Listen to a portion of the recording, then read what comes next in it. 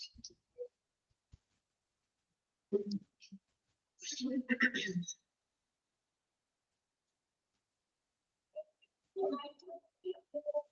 afternoon, all. Good afternoon, Miss.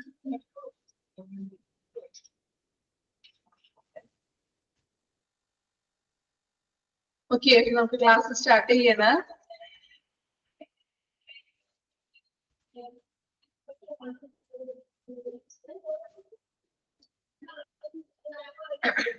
കഴിഞ്ഞ ക്ലാസ്സിൽ നമ്മള് എക്യുപ്മെന്റ്സുകൾ തന്നെ എടുത്തുകൊണ്ടിരിക്കുന്നത്. ഗ്ലൂക്കോമീറ്റർ വരെയല്ലേ കഴിഞ്ഞ ക്ലാസ്സിൽ പറഞ്ഞത്? ആണോ? ഗ്ലൂക്കോമീറ്റർ വരെ നമ്മൾ പറഞ്ഞില്ലേ? ഗ്ലൂക്കോമീറ്റർ നമ്മൾ ഒരാളെ കൊണ്ട് പറയിപ്പിച്ചല്ലോ. ഓക്കെ, അപ്പൊ അവിടെ വരെ ഓക്കെ ആണ് അല്ലെ? ദെൻ രണ്ട് ക്ലാസ്സിലായതുകൊണ്ട് ചിലപ്പോ കൺഫ്യൂഷൻ വരും എന്ത് ക്ലാസ്സിലാണെന്നുള്ളത്. ഓക്കെ, ദെൻ നെക്സ്റ്റ് എക്യുപ്മെന്റ് ആണ് ഇൻഫ്യൂഷൻ പമ്പ്. അടുത്ത എക്യുപ്മെന്റ് ആണ് ഇൻഫ്യൂഷൻ പമ്പ്. ഫസ്റ്റ് പിക്ചർ നോക്കാം, പിക്ചർ ഐഡന്റിഫൈ ചെയ്യാം കേട്ടോ.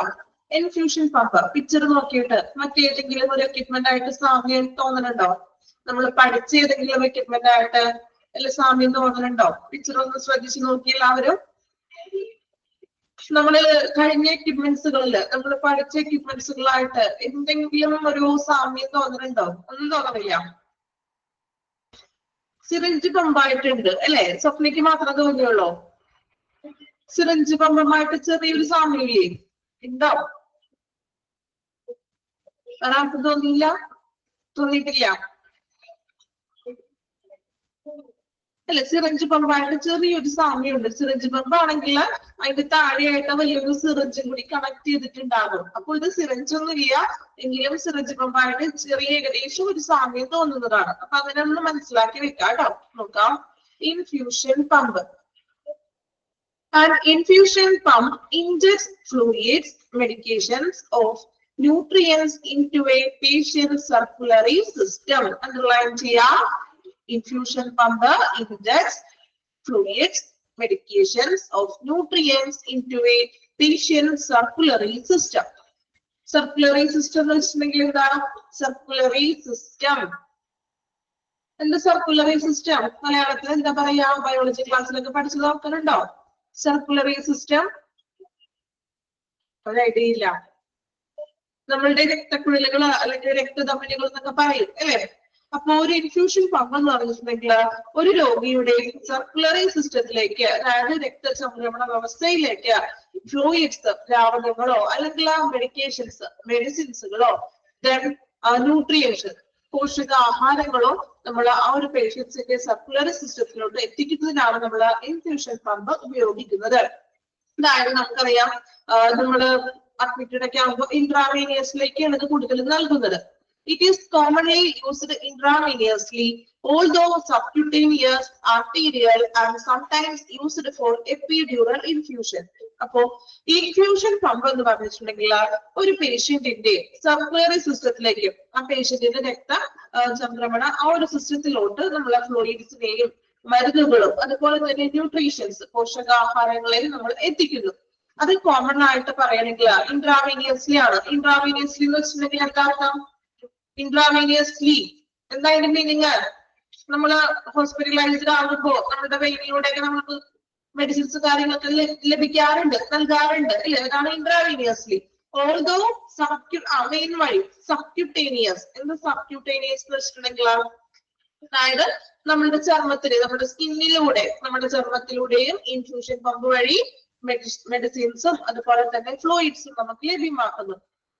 Then arterial and sometimes used for epidural infusion. Epidural infusion വെച്ചിട്ടുണ്ടെങ്കിൽ ചില സമയത്ത് നമ്മൾ പ്രഗ്നൻസി ടൈമിലും ഡെലിവറി ആ ടൈമിലൊക്കെ അനസ്തേഷ്യ നൽകാറുണ്ട് അല്ലെ? അപ്പൊ ഈ അനസ്തേഷ്യയുടെ ഒക്കെ മെഡിസിൻസുകൾ അതും ഇൻഫ്യൂഷൻ പമ്പ് വഴിയാണ് നൽകുന്നത്. എപ്പിഡ്യൂറൽ ഇൻഫ്യൂഷൻ എന്ന് വെച്ചിട്ടുണ്ടെങ്കിൽ അനസ്തേഷ്യ മെഡിസിൻസുകളാണ് ഉദ്ദേശിക്കുന്നത് കേട്ടോ. അനസ്തേഷ്യ മെഡിസിൻസുകൾ. ഓക്കെ, ഒരു പ്രാവശ്യം കൂടെ ഒന്ന് വായിക്കാൻ ശ്രദ്ധിക്കുക കേട്ടോ. And infusion pump injects fluids, medications of nutrients into a patient's circulatory system. Underline here. It is commonly used intravenously, although subcutaneous, arterial, and sometimes used for epidural infusion. Okay, നമ്മളുടെ ശരീരത്തിലേക്ക്, പേഷ്യൻസിന്റെ ശരീരത്തിലേക്ക് ദ്രാവകങ്ങളും മരുന്നുകളും സർക്കുലറി സിസ്റ്റത്തിലോട്ട് എത്തിക്കാനാണ് ഇൻഫ്യൂഷൻ പമ്പ് ഉപയോഗിക്കുന്നത്. Next equipment നോക്കാം, x-ray. X-ray എന്നൊരു equipment നമുക്ക് identify ചെയ്യാൻ പറ്റുമല്ലോ. പിക്ചർ എന്താണ് അതിന്റെ പർപ്പസ് എന്ന് വെച്ചിട്ടുണ്ടെങ്കിൽ, എപ്പോഴൊക്കെയാണ് നമ്മൾ എക്സ്റേ എടുക്കുന്നത്? ഏത് അസുഖം വന്നാലും എക്സ്റേ എടുക്കാനായിട്ട് ഡോക്ടേഴ്സ് പറയാറുണ്ടോ? എക്സ്റേ എടുക്കുന്നത് ഏതെല്ലാം കണ്ടീഷൻസിലാണ് എക്സ്റേ എടുക്കാനായിട്ട് പറയുന്നത്? ഏതെല്ലാം കണ്ടീഷൻസിലാണ്?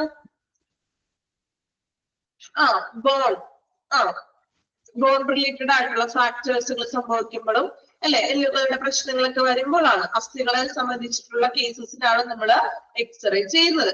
നോക്കാം, x-ray is a swift pain free procedure that is done to make image of the structures within the body. നമ്മുടെ ബോഡിയിലെ ഘടനകൾ, സ്ട്രക്ചേഴ്സിനെയാണ് നമ്മൾ എക്സ്റേയിലൂടെ ഇമേജ് ആണ് കിട്ടുന്നത്. Then especially the bones, main ആയിട്ട് അസ്ഥികളുടെ ഒരു ചിത്രമാണ്, ഇമേജ് ആണ് നമുക്ക് ലഭിക്കുന്നത്. ഒടിവോ അങ്ങനെയുള്ള ഫ്രാക്ചർ ഒക്കെ നോക്കാൻ വേണ്ടിയിട്ടാണ് നമ്മൾ എക്സ്റേ ഉപയോഗിക്കുന്നത്. എക്സ്റേ ഈസ് സ്വിഫ്റ്റ് എന്ന് വെച്ചിട്ടുണ്ടെങ്കിൽ ഒരു പ്രക്രിയയാണ്, ഒരു ഫാസ്റ്റ് ആയിട്ടുള്ള ഒരു പ്രക്രിയ. പെയിൻ ഫ്രീ ആണ്. എക്സ്റേ എടുക്കുമ്പോൾ വല്ല വേദനയും ബുദ്ധിമുട്ടൊക്കെ ഉണ്ടാവും? കുഴപ്പമൊന്നുമില്ലല്ലോ. ഒരു ഫിസിക്കലി വലിയ പ്രോബ്ലംസ് ഒന്നും ഉണ്ടാവാറില്ല എക്സ്റേ എടുക്കുമ്പോ, അല്ലെ? അപ്പൊ അതാണ് പറയുന്നത്, x-ray is a swift pain free procedure that is done to make images of the structures within the body, especially the bones. Main ആയിട്ട് ബോൺസിന്റെ പ്രശ്നങ്ങളും മറ്റും ഫ്രാക്ചറും മറ്റും മനസ്സിലാക്കാനാണ് നമ്മൾ എക്സ്റേ എടുക്കുന്നത്.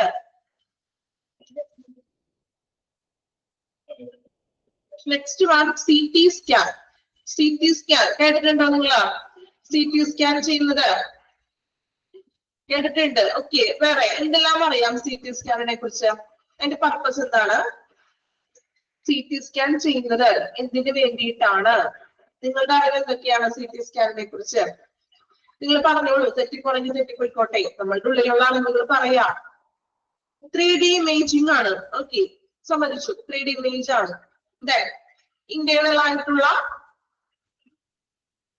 Internal മാത്രമുള്ളൂ, internal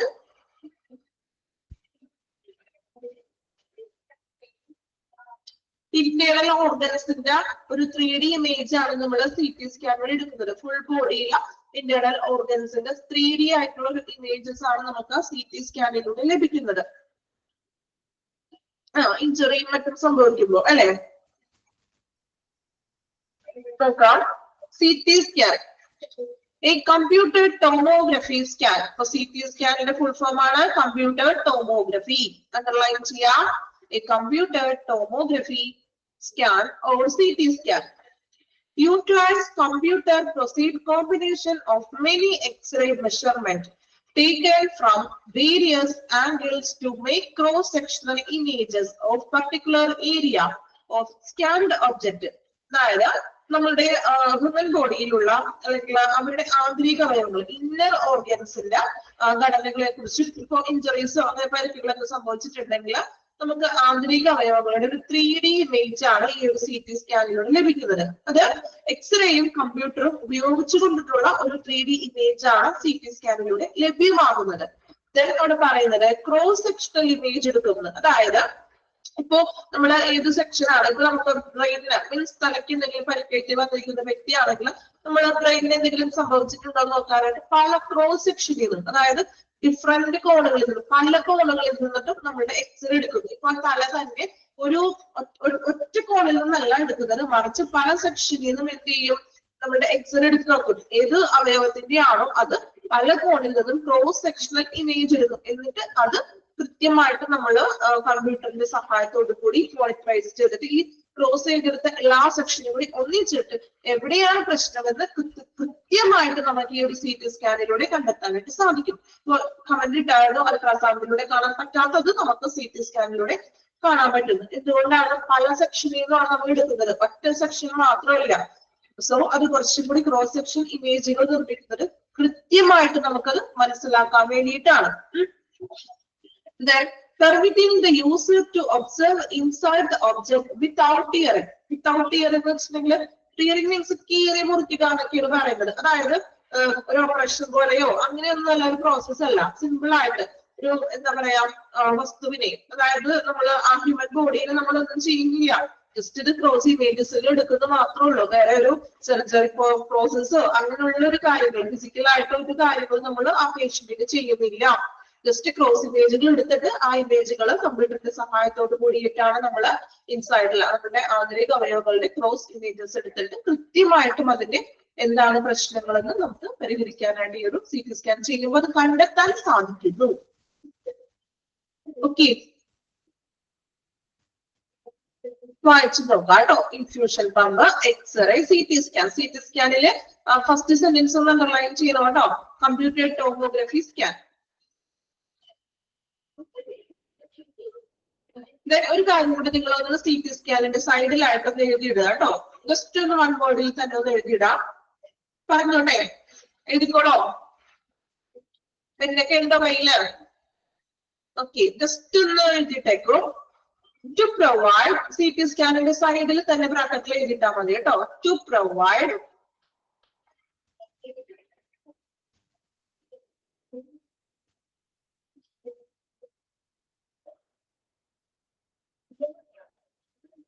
sorry, to produce ആണ് കേട്ടോ. പ്രൊവൈഡ് എന്നല്ലേ പറഞ്ഞത്, പ്രൊഡ്യൂസ് എഴുതാം കേട്ടോ. ടു പ്രൊഡ്യൂസ് CT സ്കാൻ നമുക്ക് നൽകണല്ലേ ചെയ്യുന്നത്. ടു പ്രൊഡ്യൂസ് സ്റ്റേക്ക് വന്നിട്ട് പറഞ്ഞപ്പോ ഒന്ന് മാർക്ക് പോയതാണ്. To produce image of the, to produce image of the, to produce image of the. കേൾക്കണില്ലേ? പറയുന്നത് ക്ലിയർ ആണോ? പറയുന്നത് ക്ലിയർ ആണോ? ഓക്കെ, എന്നിട്ട് വോളിയം കുറച്ചിട്ടൊക്കെയാണോ? To provide image of the inside of the body. To provide, sorry, to produce image of the inside of the body.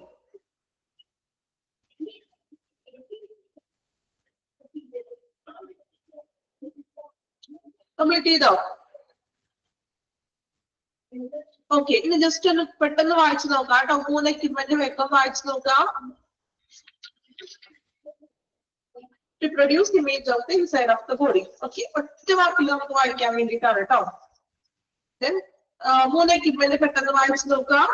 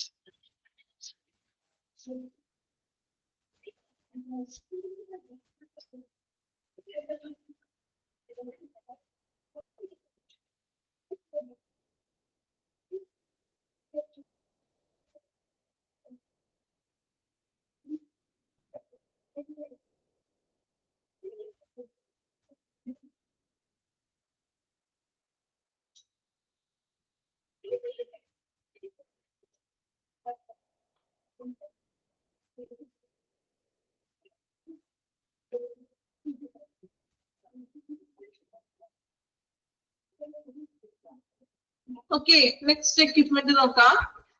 MRI. MRI scan എന്നൊക്കെ നമ്മൾ പറയാറുണ്ട് അല്ലെ? MRI കേട്ടിട്ടില്ലേ എല്ലാവരും? കേട്ടിട്ടുണ്ടോ? ആദ്യമായിട്ട് കേൾക്കുന്നതാണോ MRI? കേട്ടിട്ടുണ്ട് അല്ലെ? കേട്ടിട്ടൊക്കെ ഉണ്ടാവും, പക്ഷെ അതിൽ ചിലപ്പോ കൂടുതൽ അറിവൊന്നും ഉണ്ടായിരിക്കണമെന്നില്ല അല്ലെ? നോക്കാം. MRIയുടെ ഫുൾ ഫോം ആണ് അത് പറയുന്നത്. Magnetic resonance imaging. അണ്ടർലൈൻ ചെയ്യാം. മാഗ്നറ്റിക് റെസോണൻസ് imaging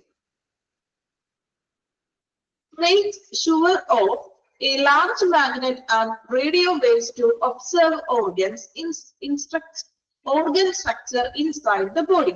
നമ്മള് CT സ്കാനിൽ പറഞ്ഞില്ലേ, നമ്മള് ഇൻസൈഡിലെ ബോഡിയിലുള്ള കാര്യങ്ങളാണ് CT സ്കാൻ വഴി ചെയ്യുന്നത്. ഇവിടെയും ചെയ്യുന്നത് ഇൻസൈഡ് ദ ബോഡി, ശരീരത്തിലെ ആന്തരിക അവയവങ്ങളുടെ ഘടനയും പ്രവർത്തനങ്ങളും തന്നെയാണ് നോക്കുന്നത്. പക്ഷേ ഇവിടെ ഒരു magnet and radio waves to observe, ഒരു മാഗ്നറ്റിന്റെയും ഒരു കാന്തിക ഇത് സൃഷ്ടിച്ചുകൊണ്ട് റേഡിയോ വേവ്സ്, റേഡിയോ തരംഗങ്ങളുടെ ഹെൽപ്പോട് കൂടിയിട്ടാണ് നമ്മൾ ഇൻസൈഡിലെ ബോഡിയിലെ ഇൻസൈഡിലുള്ള സ്ട്രക്ചർ മനസ്സിലാക്കുന്നത്. CT സ്കാനില് റേഡിയോ ഉപയോഗിക്കുന്നില്ല, ഡിഫറെന്റ് ആംഗിൾസിലുള്ള പിക്ചേഴ്സ് ആണ് എടുക്കുന്നത്. ഓക്കെ, അപ്പൊ ഇത് രണ്ടും മാറിപ്പോകരുത്. MRIയില് മാഗ്നറ്റ് ആൻഡ് റേഡിയോ വേവ്സ് നമ്മൾ ഉപയോഗിച്ചുകൊണ്ട് നമ്മുടെ ഇൻസൈഡ് ബോഡിയിൽ ഉള്ളിലുള്ള ആന്തരിക അവയവങ്ങളുടെ ഘടനയും അതുപോലെ തന്നെ പ്രവർത്തനങ്ങളും പകർത്തിയെടുക്കുന്ന ഒരു സ്കാനിങ് രീതിയാണ് MRI എന്ന് പറയുന്നത്. മാറിപ്പോകരുത് കേട്ടോ. CTയും MRIയും തമ്മിൽ മാറിപ്പോകാം. MRI എന്ന് പറയുമ്പോ M ഒന്ന് ആലോചിച്ചാൽ മതി. മാഗ്നറ്റ് അവിടെ യൂസ് ചെയ്യുന്നുണ്ട്. മാഗ്നറ്റും റേഡിയോ MR. ഓക്കെ, അപ്പൊ ഒരു ബോർഡാണെങ്കിലേ MR എന്ന് പറയുമ്പോ MRI മാഗ്നറ്റും റേഡിയോ ആക്ടിവിറ്റിയും ഉപയോഗിച്ചുകൊണ്ടിട്ടുള്ളൊരു ഇൻസൈഡ് ദ ബോഡിയിലെ പ്രവർത്തനങ്ങൾ മനസ്സിലാക്കുന്ന ഒരു മെത്തേഡാണ് MRI സ്കാനിങ് എന്ന് പറഞ്ഞിട്ടുണ്ടെങ്കിൽ. Healthcare professionals make use of MRI scan to diagnosis various conditions that affect. അതായത് ഡോക്ടേഴ്സ് എപ്പോഴാണ് ഏതെല്ലാം കണ്ടീഷൻസിലാണ് MRI സ്കാനിങ് ചെയ്യാനായിട്ട് പറയുന്നതെന്ന് എക്സാമ്പിൾ കൊടുത്തിട്ടുണ്ട്. അതൊന്ന് നോട്ട് ചെയ്ത് വെക്കുക. എക്സാമിന് ചിലപ്പോൾ ചോദിക്കാം, അതൊന്ന് നോട്ട് ചെയ്ത് വെച്ചേക്കൂ. MRI ചെയ്യുന്ന സിറ്റുവേഷൻസ് ആണ് brain and spinal cord. Brain സംബന്ധമായിട്ടുള്ളതോ അല്ലെങ്കിൽ സ്പൈനൽ കോഡ് സംബന്ധമായിട്ടുള്ള ഇഷ്യൂസ് ഉണ്ടാകുമ്പോൾ. എന്ത് സ്പൈനൽ കോഡ് എന്ന് വെച്ചിട്ടുണ്ടെങ്കിൽ സ്പൈനൽ കോഡ് നട്ടല്, നമ്മുടെ നാഡി വ്യവസ്ഥകൾ അല്ലെ, അവിടെ എന്തെങ്കിലും ഇപ്പോ വീഴ്ചയോ പരിക്കോ അങ്ങനെയൊക്കെ ഉണ്ടെങ്കിലും MRI ചെയ്ത് നോക്കും. ബോൺസ് ആൻഡ് ജോയിന്റ്സ്, നമ്മുടെ ബോൺസ് എല്ലാ അസ്ഥികളും അതുപോലെ ജോയിന്റ്സുകൾക്കൊക്കെ പ്രശ്നങ്ങൾ വരുമ്പോൾ. ബ്രസ്റ്റ് മീൻസ് ബ്രസ്റ്റ് ക്യാൻസർ ഇല്ലേ, അതാണ് ഉദ്ദേശിക്കുന്നത്. ബ്രസ്റ്റ് ക്യാൻസേഴ്സ് ഒക്കെയാണ്. അങ്ങനെയുള്ളതൊക്കെ നമ്മൾ ഇൻസൈഡിലെ ടിഷ്യൂസും കാര്യങ്ങളൊക്കെ പരിശോധിക്കും. Heart and blood vessels, heart സംബന്ധമായിട്ടുള്ളതും അതുപോലെ തന്നെ ബ്ലഡ് വെസൽസ്, നമ്മുടെ രക്തധമനികള് സിരകള് എന്നിവയുടെയൊക്കെ പരിശോധനയ്ക്ക് MRI ഉപയോഗിക്കുന്നു. അപ്പോ MRIയും CTയും മാറിപ്പോകരുത്. പ്രത്യേകം പറയാണ്. MRI എന്ന് പറയുമ്പോൾ ആലോചിക്കുക, M മാഗ്നറ്റിക്കും R റേഡിയോ. മാഗ്നറ്റിക്കും റേഡിയോ തരംഗങ്ങളും ഉപയോഗിച്ചുകൊണ്ട് inside the body. Okay, connect ചെയ്ത് പഠിക്കാലോ. ഓക്കെ ആണോ? MRI ഓർക്കൂല എല്ലാവരും, മാഗ്നറ്റും റേഡിയോ. ഓക്കെ ആണോ? അത് കോഡ് കിട്ടിയില്ലേ? MRI റേഡിയോളജിയിൽ പഠിച്ചിട്ടുണ്ട്. Okay,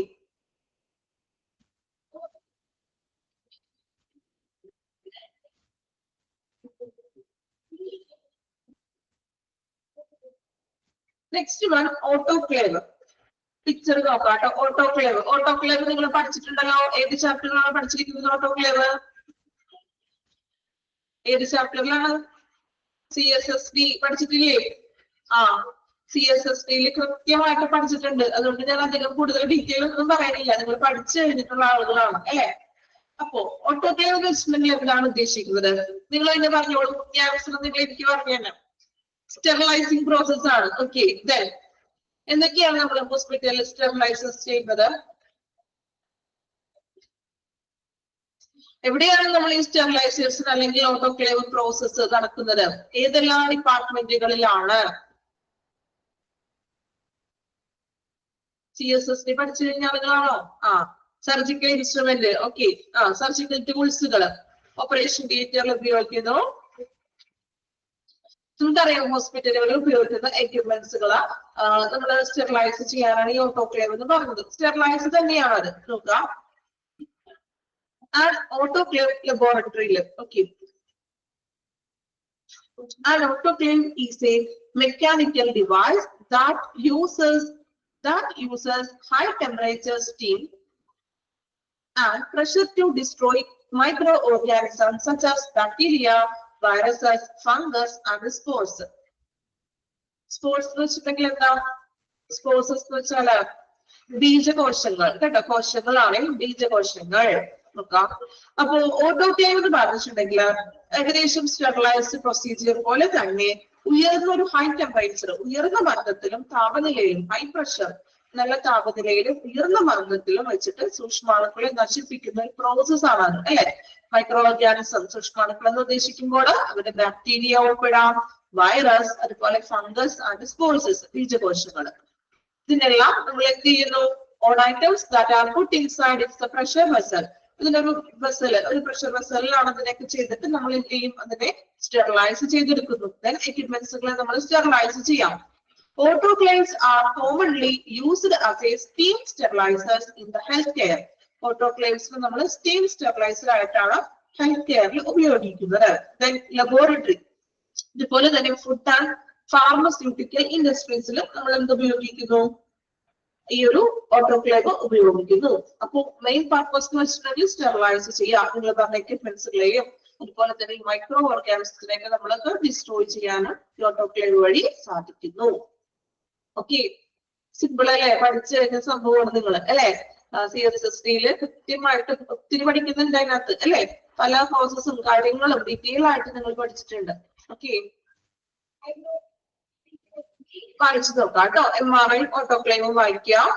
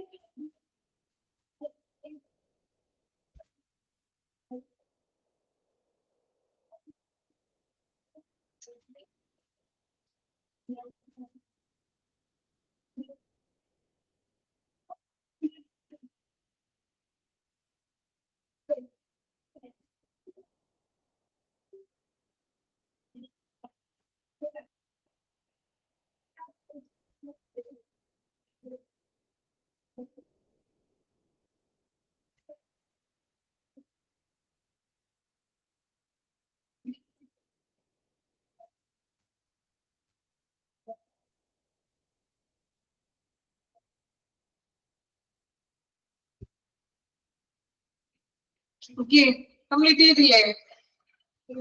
MRI and autoclave. MRI full form പഠിക്കണം. ദെൻ അതിന്റെ എവിടേക്കാണ് നമ്മൾ ഏതെല്ലാം കണ്ടീഷൻസിലാണ് ഡോക്ടേഴ്സ് MRI ചെയ്യാനായിട്ട് സജസ്റ്റ് ചെയ്യണമെന്ന് കൂടി പഠിക്കാം കേട്ടോ. 4 പോയിന്റ് ഉള്ളൂ. ആ 4 പോയിന്റ് തന്നെ പഠിച്ചാൽ മതി. അതിൽ കൂടുതലൊന്നും പഠിക്കേണ്ട. നമുക്ക് തന്നിരിക്കുന്നതിൽ നിന്നായിരിക്കും എന്തായാലും ക്വസ്റ്റ്യൻസ് വരുന്നത്. പുറത്തുനിന്ന് അങ്ങനെ ക്വസ്റ്റ്യൻസ് ഇതുവരെ ചോദിച്ചിട്ടൊന്നുമില്ല. അപ്പോ നമുക്ക് തന്നിരിക്കുന്ന അത്രയും കൃത്യമായിട്ട് പഠിക്കാം.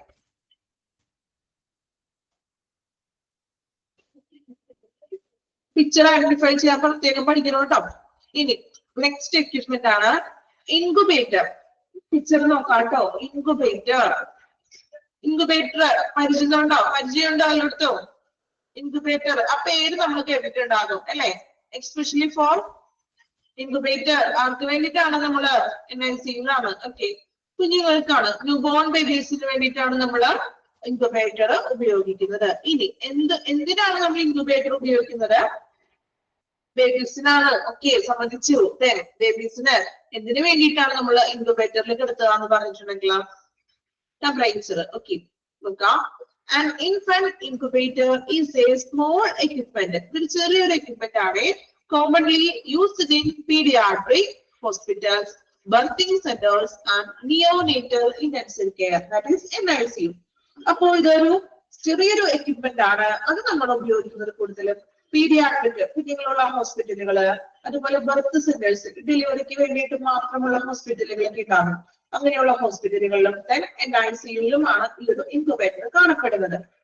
Possibly the most apparent function of an infant incubator is underline ചെയ്യാം, safeguard infants during the earlier stage of life.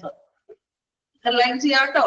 To safeguard infants during the earlier stage of life.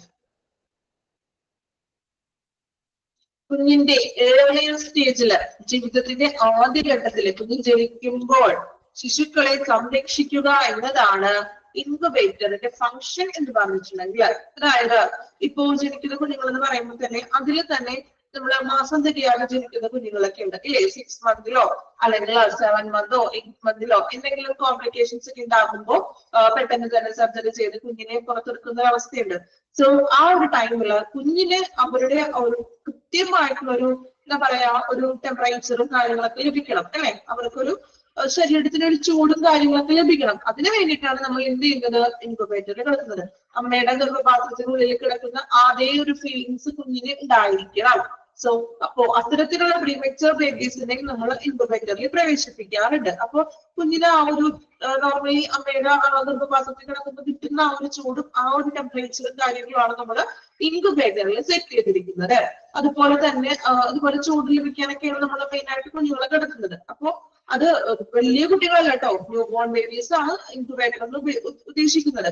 Infant incubator എന്ന് പ്രത്യേകം പറഞ്ഞിട്ടുണ്ട് കേട്ടോ.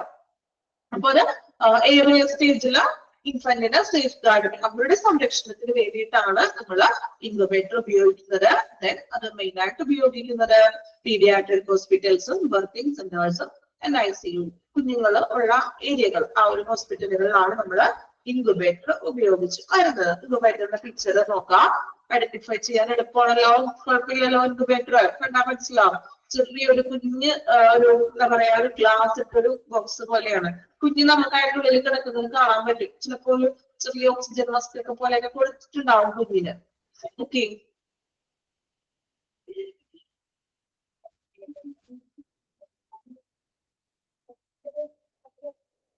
Next one medical refrigerator. നമ്മുടെ വീട്ടിലേക്കുള്ള refrigerator fridge അതുപോലെ തന്നെയാണ് അല്ലെ, ഫ്രിഡ്ജിന്റെ ആ ഒരു സെയിം മോഡലൊക്കെ തന്നെയാണ്. മെഡിക്കൽ റെഫ്രിജറേറ്റർ എന്ന് പറയുമ്പോൾ ഹോസ്പിറ്റലില് എവിടെയൊക്കെയാണ് റെഫ്രിജറേറ്റർ ഉള്ളത്? മെഡിക്കലാണ് കേട്ടോ, മറ്റേ റെഫ്രിജറേറ്റർ അല്ല. എവിടെയൊക്കെ ആയിരിക്കാം മെഡിക്കൽ റെഫ്രിജറേറ്റർ കാണുന്നത്? എന്നാലോചിച്ച് നോക്കി. ലബോറട്ടറിയിൽ ഉണ്ടാകാം. ഓക്കെ, ഫാർമസിയിലുണ്ട്. ഓക്കെ, പിന്നെ ഹോസ്പിറ്റലിന് പുറമെ എവിടെയെങ്കിലും നടക്കുന്നുണ്ടോ? മെഡിക്കൽ ഷോപ്സുകളിൽ ഉണ്ടാവില്ലേ? Blood bank. ഓക്കെ, മെഡിക്കൽ ഷോപ്പിൽ പോകില്ലേ? അവിടെയും ചില മെഡിസിൻസുകൾ നമുക്കറിയാം അത് കൃത്യമായിട്ടും റെഫ്രിജറേറ്ററിൽ തന്നെ സൂക്ഷിക്കേണ്ട മെഡിസിൻസുകളൊക്കെ ഉണ്ട് അല്ലെ. നമുക്ക് ചാപ്റ്ററിലേക്ക് വരാം, നോക്കാം. Medical refrigerator are particularly designed പറയാട്ടോ ഏതൊക്കെയാണത്. particularly designed to meet the required temperature demands for safe vaccine storage. അല്ലെ, വാക്സിൻ ഒക്കെ നമുക്ക് സേഫ് ആയിട്ട് സ്റ്റോറേജ് ചെയ്യുന്നത് മെഡിക്കൽ റെഫ്രിജറേറ്ററിലാണ്.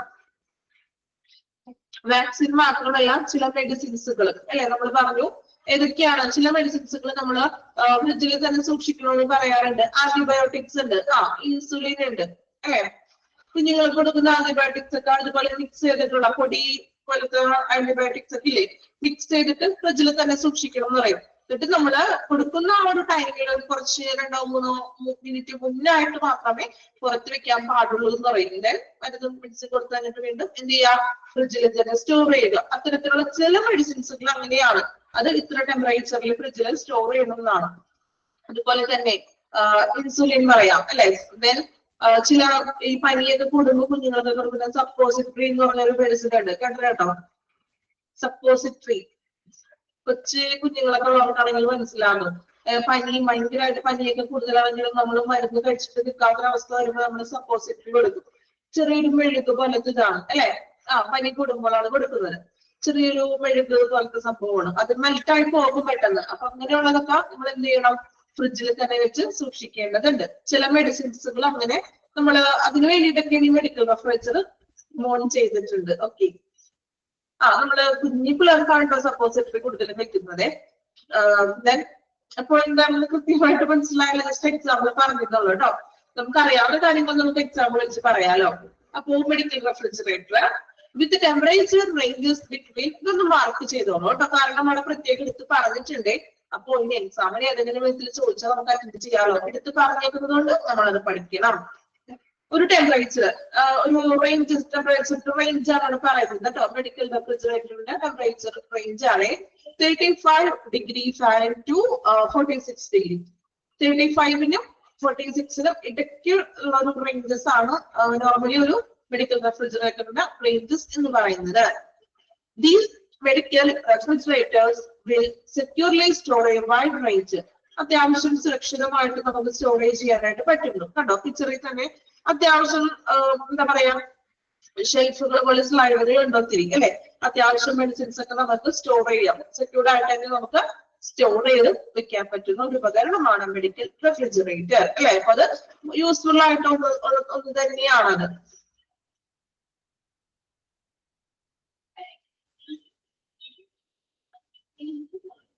സിറിഞ്ച് വെക്കും, അതായത് ഇൻസുലിനും മറ്റും ഒക്കെ വെക്കില്ലേ,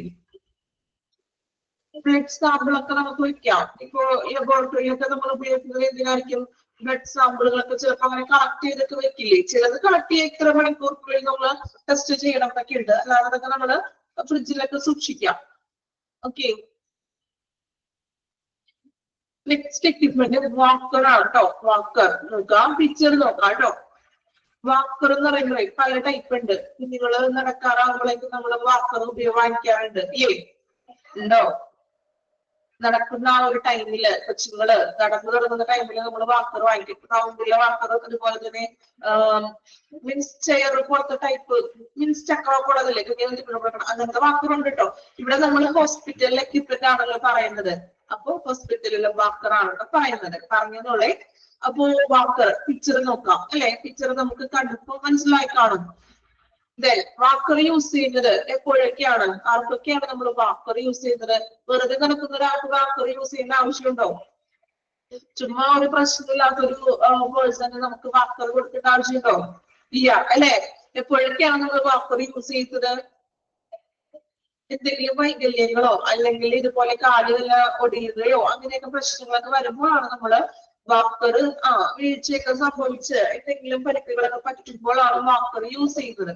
നോക്കാം, a walker or walking frame, age ആയവർക്കും നോക്കാം. Okay, a walker or walking frame is an instrument for elderly and disabled elderly people who require extra support to maintain balance or stability while they walk. പ്രായമായവർക്കും elder ആയിട്ടുള്ള പീപ്പിൾസിനും പ്രായമായവർക്കും അതുപോലെ തന്നെ വികലാംഗർക്കും, അതായത് disability ഉള്ള ആൾക്കാർ അല്ലെ, അങ്ങനെയുള്ളവർക്കും ദെൻ എക്സ്ട്രാ സപ്പോർട്ട്, ബാലൻസ് ചെയ്ത് ഒറ്റയ്ക്ക് നടക്കാൻ പറ്റാത്തൊരു അവസ്ഥ വരുമ്പോൾ, സ്റ്റെബിലിറ്റി ഇല്ലാത്തൊരവസ്ഥ, ഒരു സപ്പോർട്ട്, ഒരു വഴിയുടെ സപ്പോർട്ട് ആവശ്യമാണെന്നുള്ള ഒരു രീതിയിലുള്ള പേഴ്സൺസിനുമാണ് നമ്മൾ വാക്കർ ഉപയോഗിക്കുന്നത്. അവർക്ക് നടക്കുമ്പോൾ സപ്പോർട്ടിന് വേണ്ടിയിട്ടാണ് നമ്മൾ വാക്കർ ഉപയോഗിച്ച് വരുന്നത്. ഓക്കെ, വായിച്ചു നോക്കാം. മൂന്നെണ്ണം വായിക്കാം കേട്ടോ. Incubator, medical refrigerator and walker.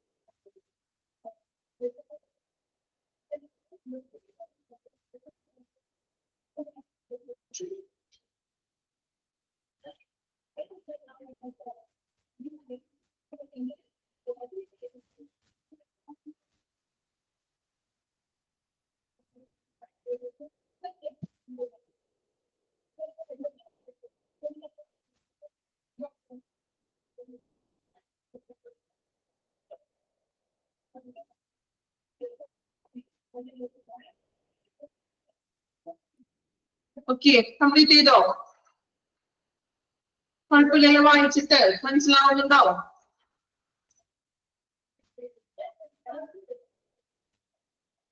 Next equipment നോക്കാം. ട്രാക്കിയോസ്റ്റോമി പഠിച്ചതായിട്ട് ഓർക്കുന്നുണ്ടോ? ട്രാക്കിയോസ്റ്റോമി ഓർക്കുന്നുണ്ടോ? പഠിച്ചിട്ടുണ്ട്, നേരത്തെ പഠിച്ചിട്ടുള്ള കാര്യങ്ങളാണ് ട്രാക്കിയോസ്റ്റോമി. നോക്കാം.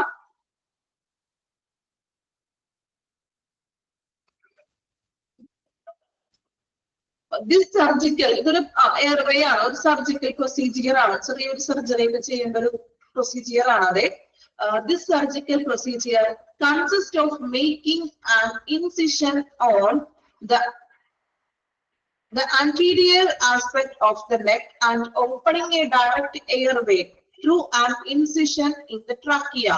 Incision വെച്ചാൽ എന്താ?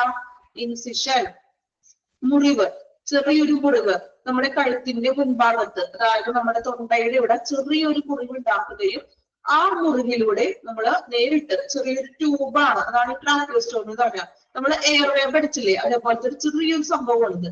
അപ്പൊ അത് നമ്മുടെ കഴുത്തിന് മുറിവുണ്ടാക്കിക്കൊണ്ട് അതിലൂടെ ഈ ഒരു ട്യൂബ് ഇട്ടുകൊണ്ട് നേരിട്ട് നമ്മുടെ ശ്വാസനാളം ഓപ്പൺ ചെയ്യുകയാണ് ട്രാക്കിയ. ട്രാക്കിയ എന്ന് വെച്ചാൽ ശ്വാസനാളം ഓപ്പൺ ചെയ്യുന്നു. അപ്പൊ എന്താണ് ഇങ്ങനെ ഓപ്പൺ ചെയ്തത് എന്തുകൊണ്ടാണ്? മീൻസ് കിടപ്പായ രോഗികൾക്കൊക്കെ ആയിക്കോട്ടെ ഇത് ചെയ്യുന്നത്. അപ്പൊ അത് ഓപ്പൺ ചെയ്തിട്ടുണ്ടെങ്കിൽ എയർവേയിൽ നിന്നും, അതായത് ഈ ശ്രമങ്ങള് ഫ്ലൂയിഡ്സുകളും മറ്റും വൃത്തിയാക്കാനൊക്കെ നമ്മൾ ഇങ്ങനെ ചെയ്യാറുണ്ട്. ഇപ്പൊ ഒത്തിരി നാളായി കിടക്കുന്ന പേഷ്യൻസ്, ഇതുപോലെ ട്യൂബൊക്കെ ഇട്ട പേഷ്യൻസിന് ഓപ്പൺ ഇതുപോലെ കഴുത്തിന് ഇവിടെയായിട്ട് ഓപ്പൺ ചെയ്തുകൊണ്ട് അവിടെയുള്ള സ്രവങ്ങളും മറ്റും വൃത്തിയാക്കാൻ പറ്റും. അതുപോലെ തന്നെ എന്താണ്, കൂടുതൽ സുരക്ഷിതമായിട്ട് ഓക്സിജൻ നമ്മുടെ ശ്വാസകോശത്തിലോട്ട് എത്തിക്കാൻ ഈ ഒരു ട്രാക്കിയോസ്റ്റോമി വഴി ചെയ്യാനായിട്ട് സാധിക്കും. അത് കൂടുതലായിട്ടും ഈ ട്രാക്കിയോസ്റ്റോമി ചെയ്യുന്നതെന്ന് വെച്ചിട്ടുണ്ടെങ്കിൽ എവിടെയൊക്കെയാണ്? ICU-ലും അതുപോലെ തന്നെ വെന്റിലേറ്റർ, അതുപോലെ തന്നെ ഓപ്പറേഷൻ തിയേറ്റർ, ആ ഒരു ടൈം അവിടെയൊക്കെയാണ് നമ്മൾ ഈ എന്താണ് ട്രാക്കിയോസ്റ്റോമി ചെയ്യുന്നത്. അതായത് ഈ കുറച്ചും കൂടി ക്രിട്ടിക്കൽ ആയിട്ടുള്ള പേഷ്യൻസിനൊക്കെയാണ് നമ്മൾ ട്രാക്കിയോസ്റ്റോമി ചെയ്യുന്നത്. വായിച്ചു നോക്കാം കേട്ടോ, ട്രാക്കിയോസ്റ്റോമി പിക്ചർ ഒന്ന് ശ്രദ്ധിക്കാം കേട്ടോ. കണ്ടോ, കഴുത്തിന്റെ അവിടെയുള്ള പിക്ചർ ആണ്. ചെറിയൊരു കഴുത്തിൽ മുറിവുണ്ടാക്കിക്കൊണ്ട് നമ്മള് ചെറിയൊരു എന്താ പറയാ, ശ്വാസനാളത്തിനുള്ളിലേക്ക് ഒരു എയർവേ, ഡയറക്റ്റ് എയർവേ ആണ്. അപ്പോ അതിനുള്ളിൽ ശ്രമങ്ങളൊക്കെ വൃത്തിയാക്കാൻ പറ്റും. അതുപോലെ തന്നെ കൃത്യമായിട്ടുള്ള ഓക്സിജൻ പേഷ്യൻസിലേക്ക് എത്തിക്കാൻ ഈ ഒരു ട്രാക്കിയോസ്റ്റോമി വഴി നടത്തുന്നു. വായിച്ചു നോക്കാം. അതിന് ചെറിയൊരു നോട്ട് പോലെ ഒന്ന് ട്രാക്കിയോസ്റ്റോമി എഴുതി വെക്കാവേ, ഒന്ന് വായിക്കുക ആദ്യം.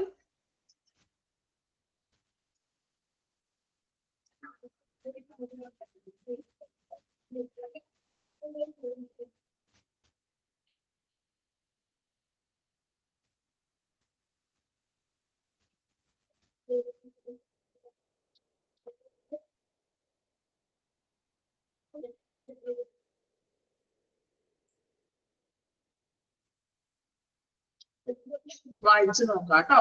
വായിച്ചിട്ട് നമുക്ക് ജസ്റ്റ് ചെറിയൊരു നോട്ട് പോലെ ഒന്ന് എഴുതി വെക്കുക ട്രാക്കിയോസ്റ്റോമി.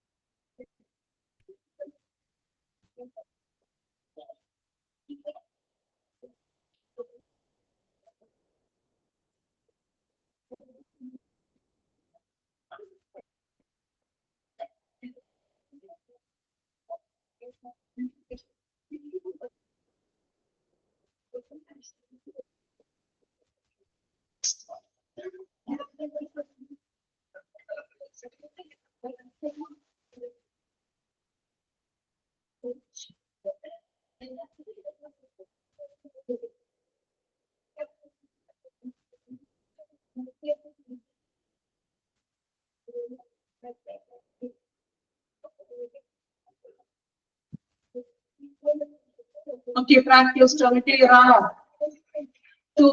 കിടപ്പായ രോഗികൾക്കാണ് നമ്മൾ നേരത്തെ പറഞ്ഞില്ലേ മെഡിസിൻസും അതുപോലെയുള്ള കാര്യങ്ങളൊക്കെ ട്യൂബിലൂടെ പേഷ്യൻസിന് കൊടുക്കുന്നത് കേട്ടോ.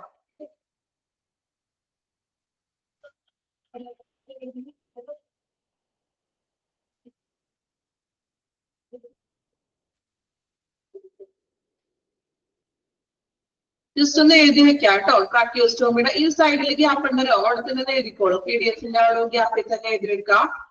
ട്രാക്കിയോസ്റ്റോമി പറഞ്ഞോട്ടെ, എഴുതിക്കോളൂല്ലേ?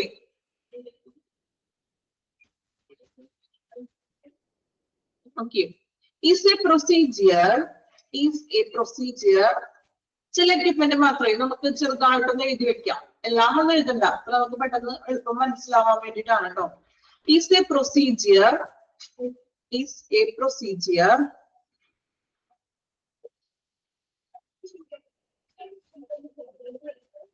help is a procedure to help air and oxygen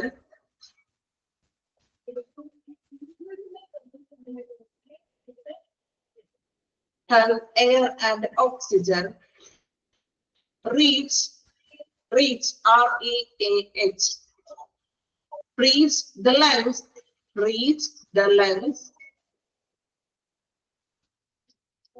reach the lungs by creating an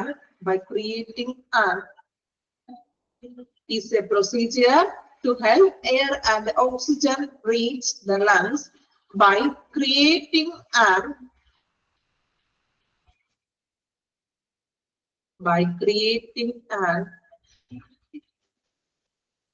reach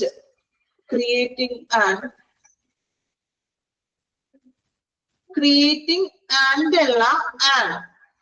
an opening an opening into the trachea from outside the neck. നെക്കിന്റെ പുറമേ നമ്മള് ഹോൾ ഇട്ട് സർജറി മുറിവ് ഉണ്ടാക്കിക്കൊണ്ട് ട്രാക്കിയയിലോട്ടാണ് ട്യൂബ് എടുക്കുന്നത്. Lungs by creating an opening into the trachea from outside the neck.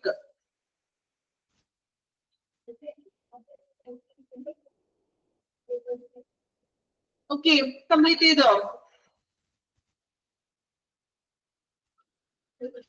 അപ്പോ PDF വായിക്കുമ്പോ നമ്മൾ എഴുതിക്കുന്ന പോയിന്റും കൂടി ഒക്കെ ഒന്ന് വായിച്ചു പോകുക കേട്ടോ. അപ്പൊ രണ്ടും കൂടി വായിക്കുമ്പോ കുറച്ചും കൂടി ക്ലാരിഫിക്കേഷൻ കിട്ടാൻ വേണ്ടിയിട്ടാണ്.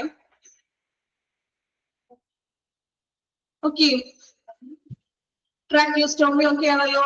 Then next equipment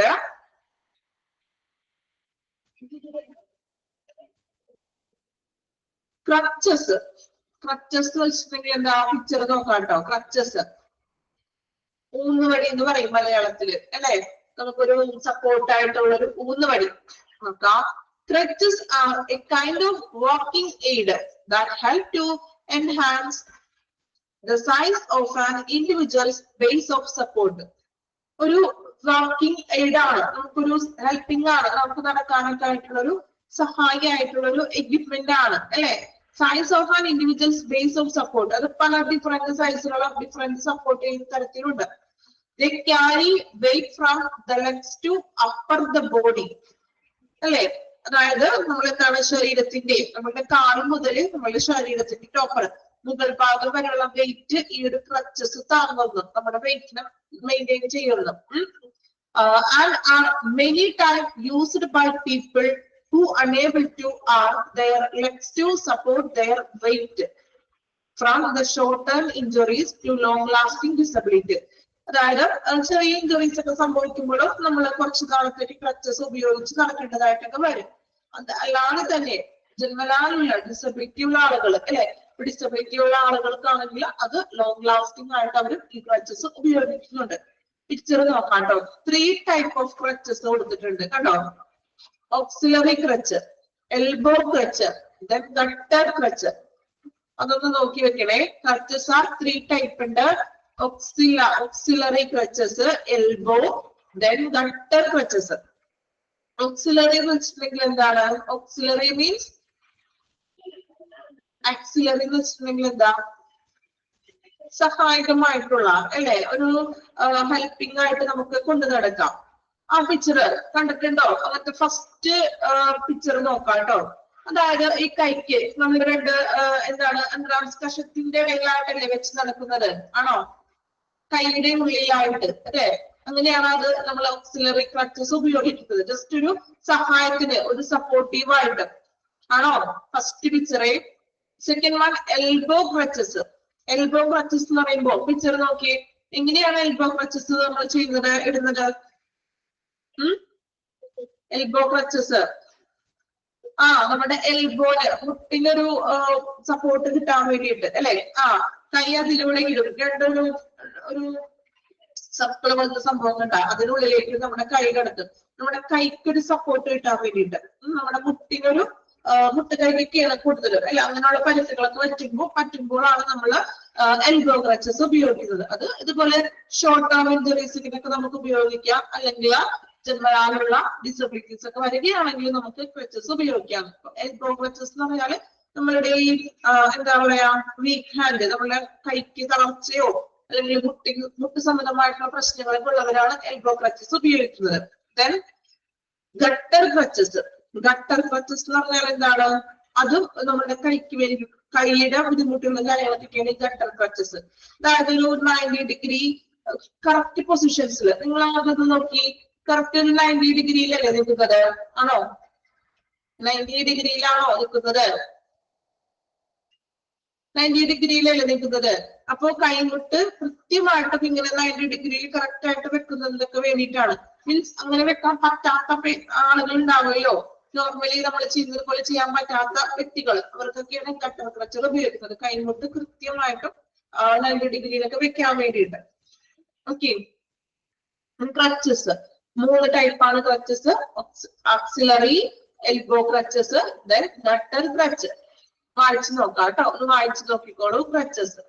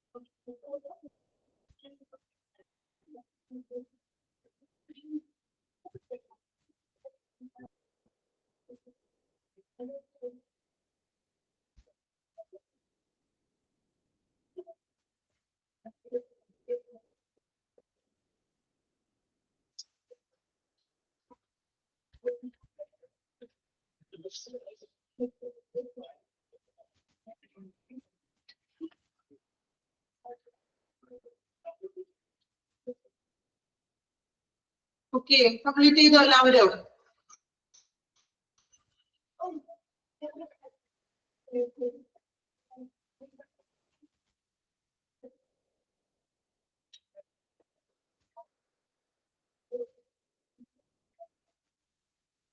ഓക്കെ,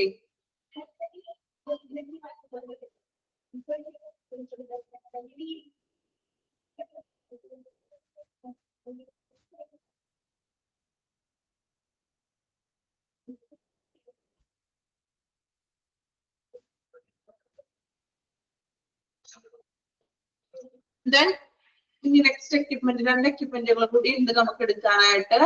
ഇപ്പൊ നമുക്ക് ഇതുവരെ എടുത്തതില്ല, ഇപ്പൊ ഏകദേശം ഈ ഒരു 2 എക്യുപ്മെന്റുകൾ കൂടി നമുക്കുള്ളൂ. അപ്പൊ ഇതില കുറച്ച് ഇമ്പോർട്ടന്റ് ആയിട്ടുള്ള എക്സ്പാൻഡഡ് ഫോമുകൾ ഉണ്ട്, അതൊന്ന് ജസ്റ്റ് ഒന്ന് നോട്ട് ചെയ്ത് വെക്കാം. എന്നിട്ട് നമുക്ക് അടുത്ത 2 എക്യുപ്മെന്റുകൾ എടുക്കാം. ഇപ്പൊ എക്സ്പാൻഡഡ് ഫോം ഉണ്ട്. ഈ ഒരു ചാപ്റ്ററിൽ വന്നിരിക്കുന്ന എക്സ്പാൻഡഡ് ഫോമുകൾ ഇമ്പോർട്ടന്റ് ആണ്. ഒരു 10ഓ 11ഓ എക്സ്പാൻഡഡ് ഫോം വന്നിട്ടുണ്ട്. അതൊന്ന് നിങ്ങളൊന്ന് നോട്ട് ചെയ്ത് വെക്കാം. ഇപ്പൊ ജസ്റ്റ് ഒന്ന് എഴുതിയെടുക്കാം. ഞാൻ എക്സ്പാൻഡഡ് ഷോർട്ട് ഫോം മാത്രം പറയുന്നുള്ളൂ. എക്സ്പാൻഡഡ് നിങ്ങൾ എഴുതിക്കൊള്ളണം, എഴുതിയിട്ട് അത് പഠിക്കണം. ഓക്കെ, ഒന്ന് നോട്ട് ചെയ്ത് വെക്കാം. അല്ലെങ്കിൽ അത് വിട്ടുപോകും, പിന്നീട് ടെസ്റ്റ് ഉണ്ടെങ്കിൽ അത് വിട്ടുപോകും. അതുകൊണ്ടാണ് ഇപ്പൊ തന്നെ ജസ്റ്റ് ഒന്ന് എഴുതാൻ പറഞ്ഞത്. ഓക്കെ, നോട്ട്ബുക്ക് ആണെങ്കിൽ നോട്ട്ബുക്ക് എടുക്കുക, അല്ലെങ്കിൽ നിങ്ങളുടെ PDF തന്നെ ഒന്ന് ബാക്ക് സൈഡിലോ അല്ലെങ്കിൽ ഒന്ന് ഫ്രണ്ട് പേജിലോ ഒന്ന് എഴുതി വെച്ചാൽ മതി. ഓക്കെ, അല്ലെങ്കിൽ നമ്മളത് വിട്ടുപോകും. നമുക്ക് ഏറ്റവും ഇമ്പോർട്ടന്റ് ആയിട്ടുള്ള ഒരു കാര്യമാണത്. ഓക്കെ, പറഞ്ഞോട്ടെ, സ്റ്റാർട്ട് ചെയ്യാം കേട്ടോ. എഴുതാം. First one AED. AED എഴുതിയോ? AED എന്തായിരുന്നു? AED ഓർക്കുന്നുണ്ടോ? Automated external defibrillator. AED.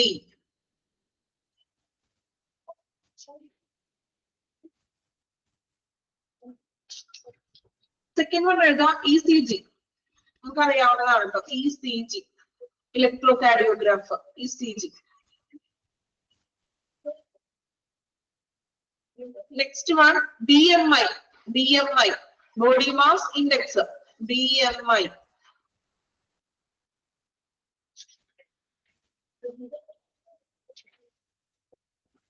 BMI.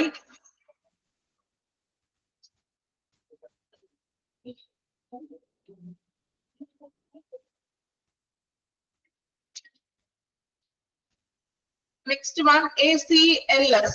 ACLS, Advanced Cardiovascular. ACLS, Advanced Cardiovascular Life Support. Answer നിങ്ങൾ പിന്നെ എഴുതിയാൽ മതി. എക്സ്പാൻഡഡ് ഫോം നിങ്ങൾ എഴുതിയാൽ മതി. ACLS, അത് കഴിഞ്ഞിട്ട് ALS. ALS, Advanced Life Support.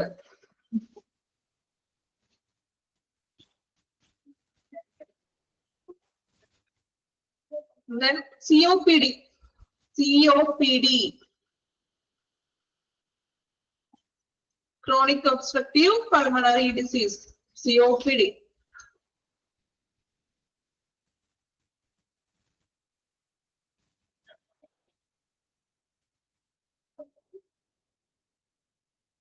അടുത്തത് EEG. EEG, Electroencephalogram. EEG, Electroencephalogram.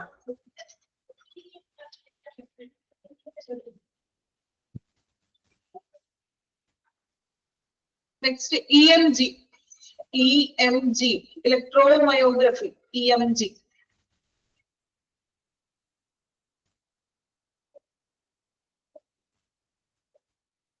EMG, Electromyography.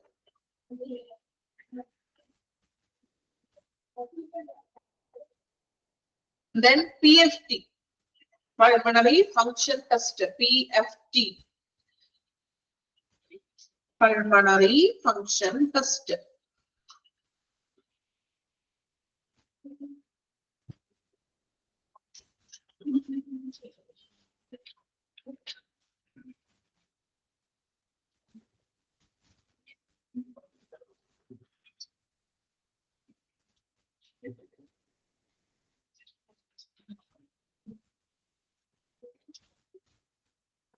CT scan. അടുത്തത് CT scan, Computer Tomography Scan. CT scan, Computer Tomography Scan.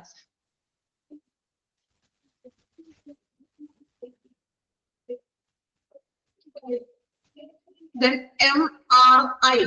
Next MRI, Magnetic Resonance Image.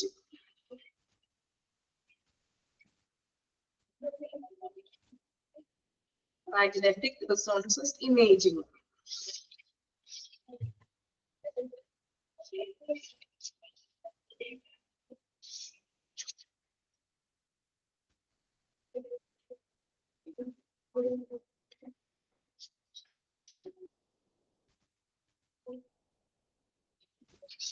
PMI, Body Mass Index. Body Mass Index.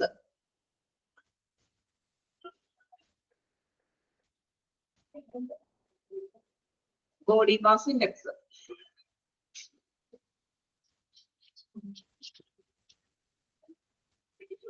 ഇനി ഒരു കാര്യം കൂടി എന്റെ ഒപ്പം എഴുതി പോയിക്കോളൂ. Syringe pump എന്ന് എഴുതാം. Syringe pump, syringe pump, syringe pump. ഒരു ഹൈഫൻ ഇടാം. Syringe driver, syringe driver, DRIVER. Syringe pump തന്നെ അറിയപ്പെടുന്ന മറ്റൊരു പേര്. നെക്സ്റ്റ് ക്രാഷ് കാർട്ട് എന്ന് എഴുതാം. ക്രാഷ് കാർട്ട്,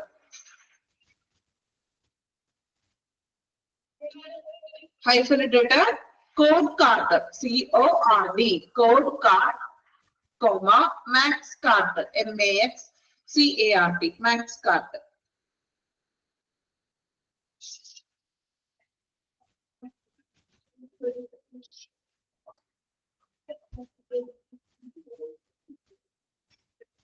നെക്സ്റ്റ് ഒരെണ്ണം കൂടി എഴുതാം. ഒപ്താൽമോസ്കോപ്പ്, ഒപ്താൽമോസ്കോപ്പ്, ഹൈഫൻ ഇടാ. എന്താ ഒപ്താൽമോസ്കോപ്പിന് അറിയപ്പെടുന്ന മറ്റൊരു പേര്? ആർക്കെങ്കിലും ഓർമ്മയുണ്ടോ? ഫണ്ടോസ്കോപ്പി, ഫണ്ടോസ്കോപ്പി. ഒരാൾക്ക് പറഞ്ഞിട്ട് ഓർമ്മയുണ്ട്. ഒരെണ്ണം കൂടി എഴുതാം. എയർവേ, പെട്ടെന്ന് ആൻസർ പറയാൻ പറ്റുമോ ആർക്കെങ്കിലും? എയർവേ, ഹൈഫൻ ഇടാ. Urgent, ADJUNCT, urgent. ഓക്കെ.